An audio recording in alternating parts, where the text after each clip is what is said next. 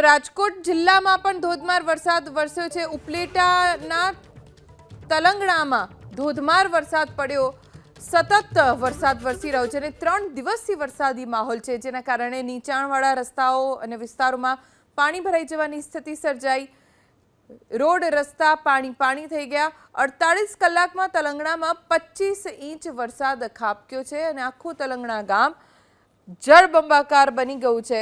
ઘરની બહાર નીકળો તો પણ તેજ પ્રવાહ સાથે પાણી છે અને ઘરની અંદર પણ પાણી ભરાઈ ગયા છે, જેના કારણે જનજીવન અસ્તવ્યસ્ત થઈ ગયું છે।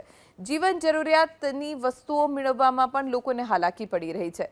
ખાસ તો પાણીની વચ્ચે રહીને જ પીવાના પાણી માટે વલખા મારવા પડે એવી સ્થિતિ ગામના લોકોની થઈ છે। ખેતરો જળબંબાકાર છે, રસ્તા જળમગ્ન બની ગયા છે। તો રાજકોટ જિલ્લામાં પણ ધોધમાર વરસાદ વરસ્યો છે। ઉપલેટાના તલંગણામાં ધોધમાર વરસાદ પડ્યો। સતત વરસાદ વરસી રહ્યો છે।